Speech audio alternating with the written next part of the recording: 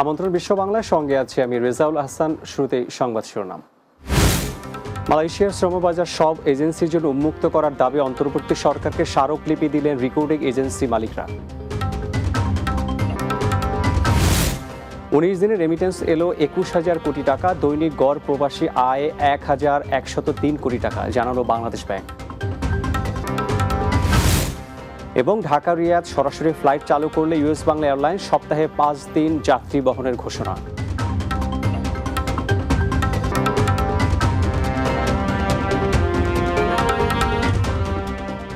শুনছিলেন শিরোনাম, এবারে বিস্তারিত। মালয়েশিয়ার শ্রমবাজার সকল বৈধ রেকর্ডিং এজেন্সির জন্য উন্মুক্ত করার দাবিতে অন্তর্বর্তী সরকারকে স্মারকলিপি দিয়েছেন রেকর্ডিং এজেন্সির মালিকেরা।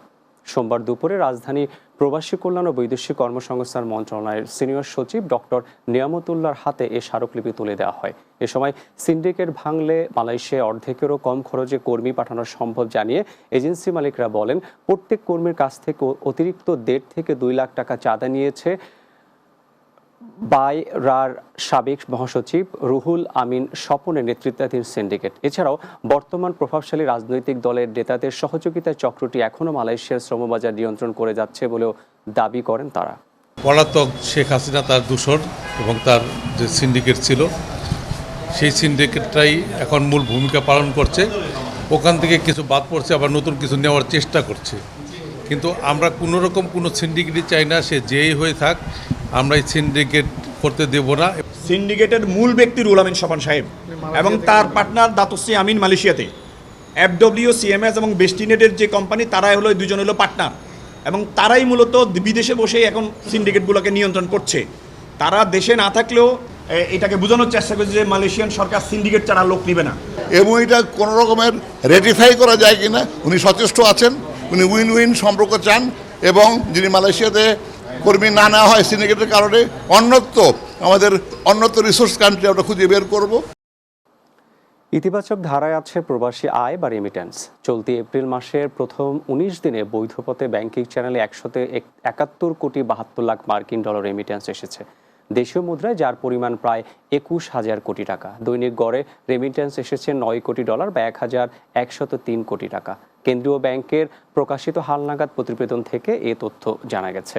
কেন্দ্রীয় ব্যাংকের তথ্য বলছে, গত 19 দিনে দেশের রাষ্ট্রায়ত্ত ব্যাংকগুলোর মাধ্যমে 64 কোটি ডলার, বিষয়ত একটি ব্যাংকের মাধ্যমে 9 কোটি ডলার, বেসরকারি ব্যাংকগুলোর মাধ্যমে 98 কোটি 54 লাখ ডলার এবং বিদেশি ব্যাংকগুলোর মাধ্যমে এসেছে 33 লাখ মার্কিন ডলার রেমিটেন্স। চলমান ধারা অব্যাহত থাকলে মাস শেষে $3 বিলিয়ন আসবে। এর আগে গত বছরে এপ্রিলে রেমিটেন্স এসেছিল $2 বিলিয়ন। তবে কোনো রেমিটেন্স আসেনি এমন ব্যাংকের সংখ্যা 8টি। তার মধ্যে রয়েছে রাষ্ট্র মালিকানাধীন বিডিবিএল ও রাজশাহী কৃষি উন্নয়ন ব্যাংক। বেসরকারি ব্যাংকগুলোর মধ্যে রয়েছে citizen bank, ICT Islamic bank এবং পদ্মা ব্যাংক। আর বিদেশি ব্যাংকগুলোর মধ্যে রয়েছে Habib bank, national bank of Pakistan, state bank of India এবং উরি ব্যাংক।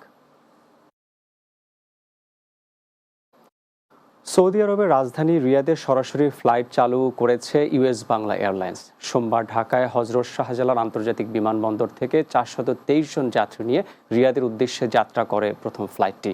ইউএস বাংলা এয়ারলাইন্সের মহাব্যবস্থাপক মোহাম্মদ কামরুল ইসলাম জানান, 436 আসনের এয়ারবাস প্রাথমিকভাবে সপ্তাহে 5 দিন এই রুটে ফ্লাইট পরিচালনা করবে।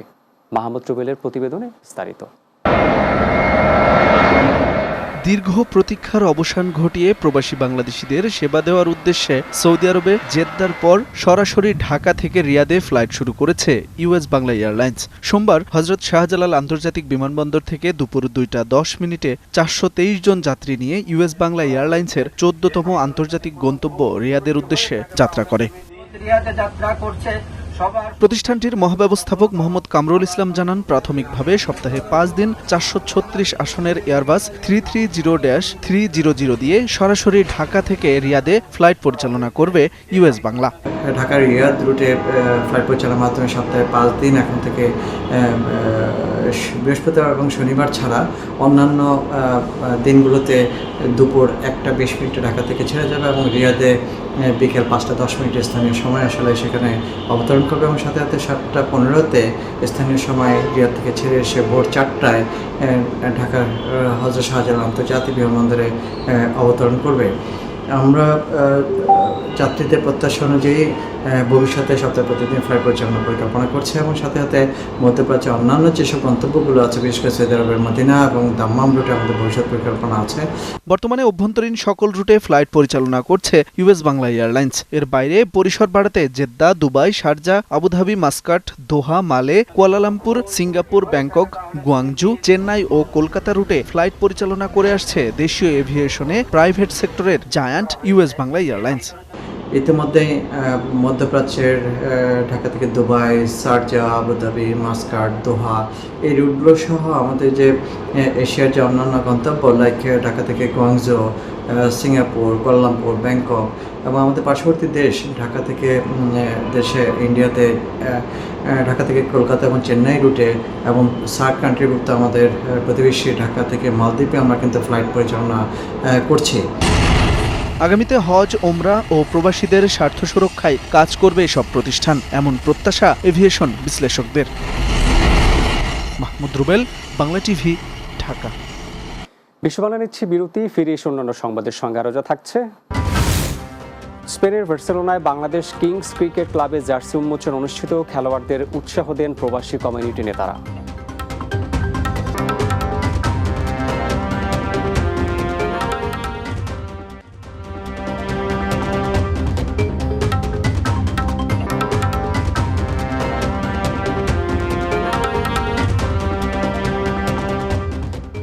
বিরতির পর বিশ্ব বাংলায় স্বাগত আরও একবার। সিলেট ৬ আসনে গণ অধিকার পরিষদের সংসদ সদস্য প্রার্থী অ্যাডভোকেট জাহিদুর রহমান ও গোপালগঞ্জ উপজেলা চেয়ারম্যান প্রার্থী আকমল হোসেনের সমর্থনে লন্ডনে মতবিনিময় সভা অনুষ্ঠিত হয়েছে। সভাটি যুক্তরাজ্যে বসবাসরত সিলেটের বিয়ানীবাজারের গোপালগঞ্জবাসীদের ব্যানারে অনুষ্ঠিত হয়। লন্ডন ব্যুরো চিফ চৌধুরী মুরাদের প্রতিবেদনে বিস্তারিত।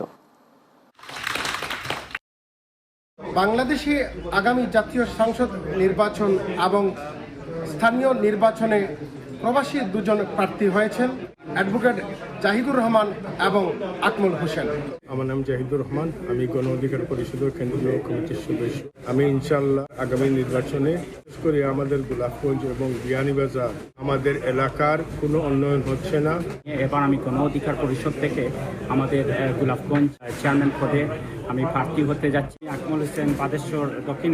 তাদের এই প্রার্থিতার সমর্থনে লন্ডনে এক মতবিনিময় সভা অনুষ্ঠিত হয়েছে। মতবিনিময় সভায় বিয়ানীবাজার গোলাপগঞ্জ উপজেলার প্রবাসী নাগরিকবৃন্দ উপস্থিত ছিলেন। আমি বলতে পারি, গর্ব বলতে পারি, উনি একজন ভালো মানুষ।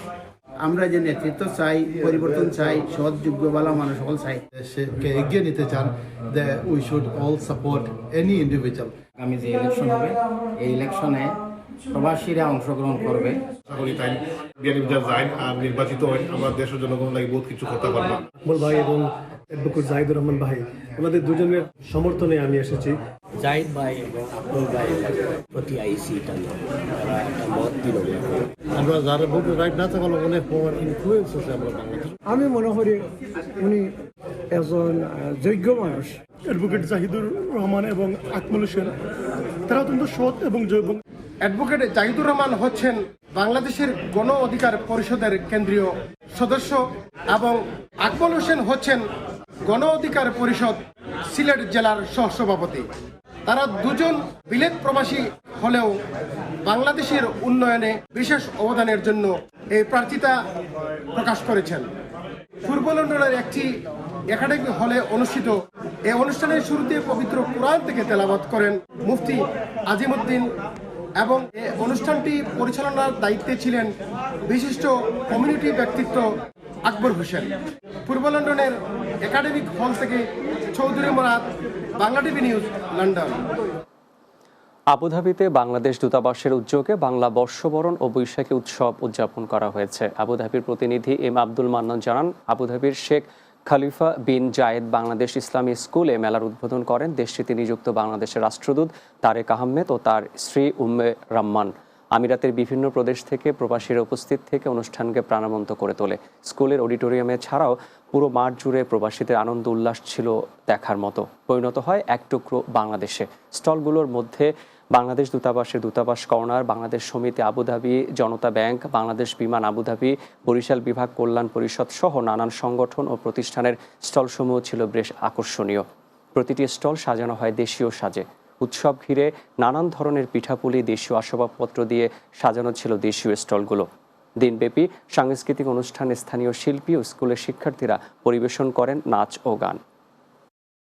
এখানকার যারা ব্যবসায়ী আছে এবং পেশাজীবী আছেন তাদের প্রত্যেকেই খুব অনুকূলভাবে আমাদের সেবা গ্রহণে আগ্রহী হবে। সবার উপস্থিতিতে ফ্যামিলি এবং বাচ্চাদের নিয়ে অত্যন্ত আনন্দ আমরা করেছি। এই সংস্কৃতি থেকে বাংলাদেশি সংস্কৃতি শিক্ষা নিয়ে আগামীতে আমাদের শিশুরা বেড়ে উঠবে। সবাই পরিবার বর্গ নিয়ে, সবাই বন্ধু বান্ধব সবাই নিয়ে এখানে হাজির হয়েছে এবং খুব সুন্দর সময় কাটিয়েছে। আমাদের বাংলাদেশ দূতাবাসের এই প্রথম আয়োজন। আমি আশা করি আমরা ভবিষ্যতে আপনাদেরকে সাথে নিয়ে আমরা এরকম সাফল্যজনকভাবে আরো অনেক অনুষ্ঠান করতে পারবো। স্পেনের বার্সেলোনায় বাংলাদেশ কিংস ক্রিকেট ক্লাবের জার্সি উন্মোচন উপলক্ষে এক অনুষ্ঠানের আয়োজন করা হয়েছে। স্পেন প্রতিনিধি লোকমান হোসেন জানান, দেশটির স্থানীয় একটি রেস্টুরেন্টে এই আয়োজন করা হয়। অনুষ্ঠানে সভাপতিত্ব করেন ক্লাবের সভাপতি আশরাফ হোসেন মামুন, সঞ্চালনা করেন মাকসুদুল হাসান রনি। অনুষ্ঠানে উপস্থিত ছিলেন ক্লাবের সাধারণ সম্পাদক মইজউদ্দিন, দলের ক্যাপ্টেন মোহন রহমান সহ বাংলাদেশ কিংস এবং বার্সেলোনা কিংস ক্রিকেট ক্লাবের খেলোয়াড়বৃন্দ। এছাড়া আরও উপস্থিত ছিলেন সোহেল গাজী, শিপলু আহমেদ নিয়াজি, মোহাম্মদ সালিম হোসেন, ফয়সাল মোল্লা, এইচ.এম. রায়হান আহমেদ সহ বার্সেলোনার বিভিন্ন শ্রেণী পেশার প্রবাসী বাংলাদেশি নেতৃবৃন্দ ও ক্রীড়া নৌরাগীরা।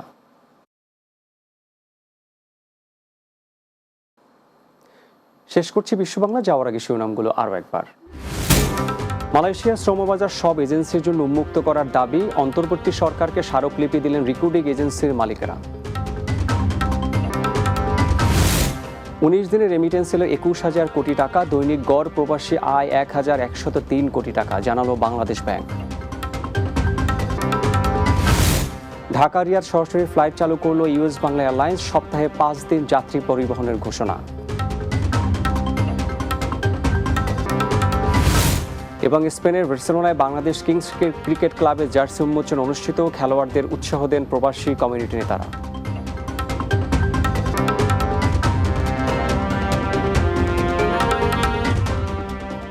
এই ছিল বিশ্ব বাংলা। এতক্ষণ সঙ্গে থাকার জন্য ধন্যবাদ সবাইকে।